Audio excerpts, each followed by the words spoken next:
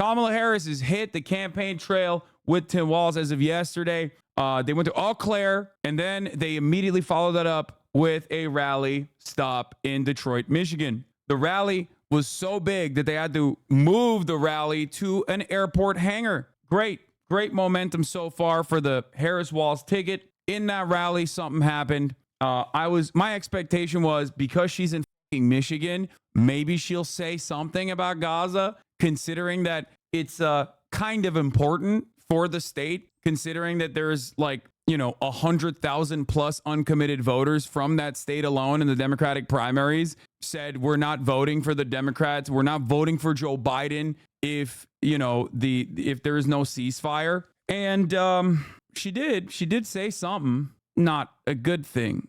On the race for the White House, Kamala Harris and her running mate Tim Walz and Donald Trump's running mate J.D. Vance are all hitting the same battleground states, which could ultimately decide the election. Selena Wang is on the scene for us in Detroit, where Harris and Walz held a rally last night. Good morning, Selena. Hey, good morning, Lindsay. The Harris and Trump campaigns are battling to win the Midwest, but while Harris and Walz are crisscrossing through these battleground states, Donald Trump has been staying at home, instead sending his running mate J.D. Vance to chase after them. Ooh, not good. Overnight, not good, the Harris and Trump campaigns holding dueling events in must-win battleground states. It's a beautiful day here in Shelby Township. Vice President Kamala Harris and her new running mate, Minnesota Governor Tim Walz, but Harris facing her first handful of protesters, repeatedly interrupting her with calls for a ceasefire in Gaza. You know what? If you want Donald Trump to win, then say that. Otherwise, I'm speaking.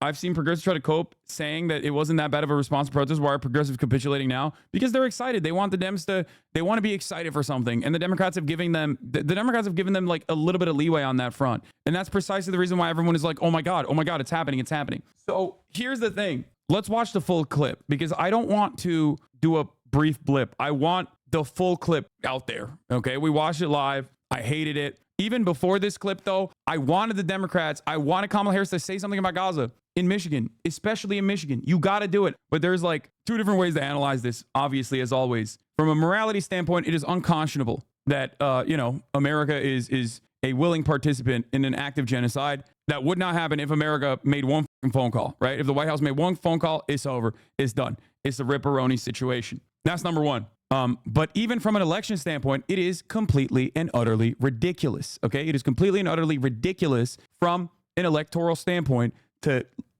think that this issue is going to be cast aside, to think that this issue is something that you just don't have to actually talk about at all, and that people will forget about it, because they won't forget about it. They will disrupt your protests, and they should, by the way, they should do that. They should, to keep this issue top of mind. People should actively protest at these rallies. I think it's a good thing. It's not a bad thing at all. Okay, disrupt the rallies, disrupt campaign stops. It's perfectly valid. It's here.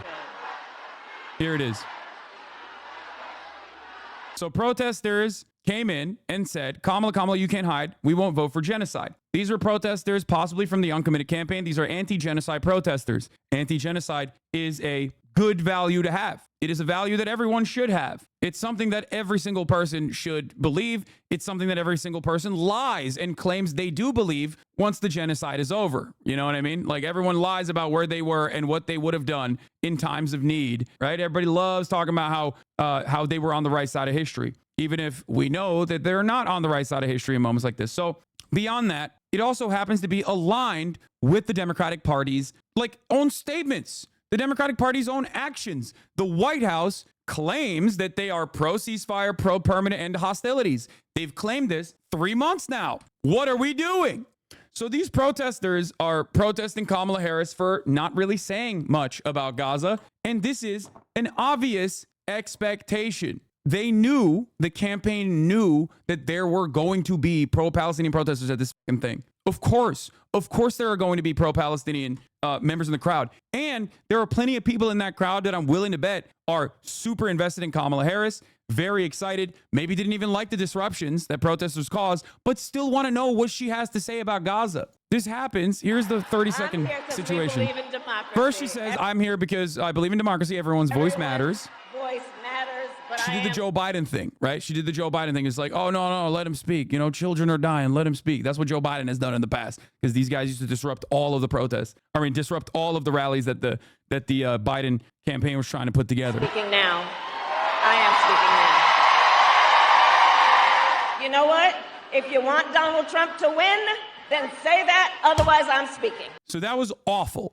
Okay. Awful, awful, awful, awful, awful way to fucking go about it. Completely ridiculous way to respond to this. It's really bad for two reasons. One, it's obviously a really bad way to deal with anything, right? It's a historically bad way to deal with anything. It's like very Hillary Clinton style to be like, I'm talking, okay? And I know the most annoying liberals, many of them were Biden dead enders, by the way, until like the very last moment, are probably going, oh, she snapped. Those people are stupid, okay? I'll just say it like that. Those people are fucking stupid. They don't know anything and they're dumb. They were all fucking on the timeline talking about how it has to be Biden. It has to be Biden. It can't be Kamala Harris until, as I predicted, as I told you, as soon as the swap happened, they were like, oh my God, I'm so happy about Kamala Harris. Those people are stupid. Do not fucking listen to them, okay? They're dumb. They're basically like, they have the intellectual capacity of a sea cucumber, okay? They are basically responding to shapes and colors. The I'm speaking line is their own from a debate against Mike Pence. Exactly.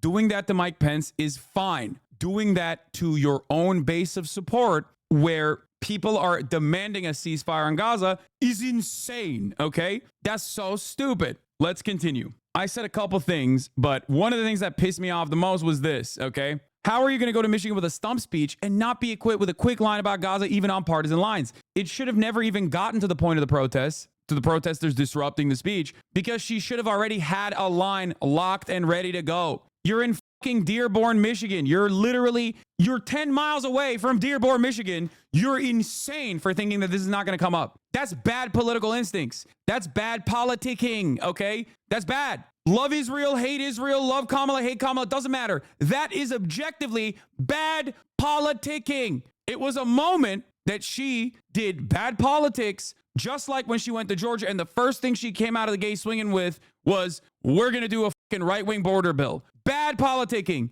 Don't do that. They stopped doing that, by the way. I don't know if you guys noticed. They don't do the fucking right-wing border bill shit ever since that first Georgia campaign rally. They haven't done that again. So that's number one. Number two, like I said, it was a real Hillary moment from Kamala telling anti-genocide protesters they want Trump to win if they keep speaking out of turn like that. And then we found out, right as this was happening, we found out that Kamala Harris had actually met with the uncommitted national movement. Now, the uncommitted national movement, for those of you who don't know, is responsible for what I would say is one of the most successful pressure campaigns launched in an election in American history. Okay, it is a very good anti-war protest movement. New York Times came out with this. Before her rally in Detroit, Vice President Kamala Harris spoke briefly with the co-founders of the Uncommitted National Movement, which mobilized tens of thousands of voters in Michigan to withhold their votes from President Biden in the primary earlier this year over his support for Israel's war in Gaza. Abbas Aliway and Layla El Abed said they were in the welcoming line for Harris and Governor Walz and communicated to Harris that they wanted to support her, but that voters wanted her to consider an arms embargo to immediately stop the carnage in the besieged enclave. Harris listened to the stories of people in Michigan who have had dozens of family members killed in Gaza. The leaders to meet with her about the embargo request, and she indicated she was open to it and introduced the two leaders to her staff. Now, for me, a lot of people looked to that and they went, oh, well, see, she's much more understanding than Joe Biden. And it's true, she is. But to me, that makes it so much fucking worse. That makes it even worse because, as I said here, an absolutely wild thing to do in a state where the number of voters that voted uncommitted in the primary was almost the same as the margins Biden won by in 2020, not having a single line prepared to hold to your commitment of a permanent ceasefire after you met with the uncommitted movement is crazy. And she didn't actually meet with them. She said she pushed it down the line, and she said she would meet with them down the line. She just, did the photo op, heard a couple of the stories. Still fine. Okay, you're the only person I have seen with this take. Rather unique. It just doesn't make any sense to me. They did not expect this to come up. Scares me a little bit that they do not think that people will talk about this, that they do not think people will not bring this up. Protests will get even worse when school comes back around, which subsequently happens to be during the election. Smack dab in the middle of the fucking election. This is only going to continue to snowball, especially with the protests of the DNC. There's going to be pro-Palestinian, anti-war, anti-genocide protests in Chicago during the DNC.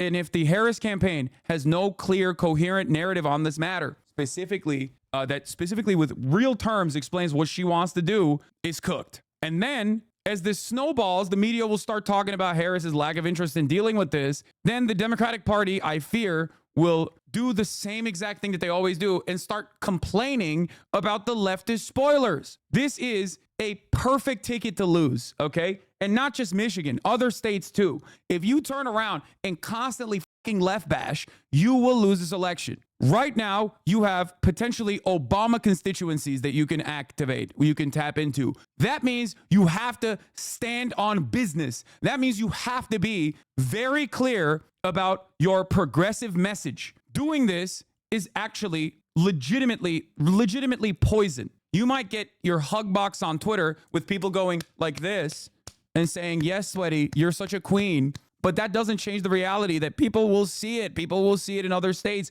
People that would normally be excited to door knock for you will turn around and go, I'm not fucking voting for you. Fuck you. If you keep talking about leftist spoilers and how they want Trump to win, you'll get fucked. It will gum up the works. You will not be able to put together a consistent, coherent narrative if you're constantly left bashing. Hillary Clinton had this problem as well. You have 90 days. You have 90 days to win this election. If you spend any fucking time on this, any time talking about, oh, I guess the left wants Donald Trump to win, you're fucked. Don't do it. 89 days now, not even 90. Especially, and I mean especially, this is very important, majorities, overwhelming majorities of Americans want a ceasefire. You stand to lose nothing, you only gain. I also tweeted this out. I said, Democrats, if they want to lose, cynically talk about valid progressive demands that are aligned with the party platform as selfish spoilers that want Trump to win. Democrats, if they want to lose, should swing right on key issues and capitulate the right-wing hysteria. Democrats, if they want to lose, should say that criticisms are born out of hating the identity of the candidate. Oh, you just don't want to hear Kamala Harris because you can't stand a black woman, a black Indian woman in a position of power. All of that stuff is poison, okay? Democrats, if they want to win, give assurances to how they will follow the agenda. Show feeding kids isn't radical. Call Republicans weird for their pathological obsessions on culture war, and then stick to kitchen table issues. Let them say the sexist shit and then tie it back to abortion restrictions. Tie it back to policy. What a lot of people are doing already is the classic scared narratives that you heard from the Democrats when they literally said, and it's probably the same exact people, you can't swap out Joe Biden for Kamala Harris because that is going to create chaos, that is going to create panic, and that people are not going to want to vote for Kamala. You were wrong. I was right. So shut your bitch ass up and listen. Remember that. You have this very real fear inside of you because you're a liberal and you're constantly used to losing all the fucking time to these goddamn Republicans. So you do not understand. You're always running scared. Stop running scared.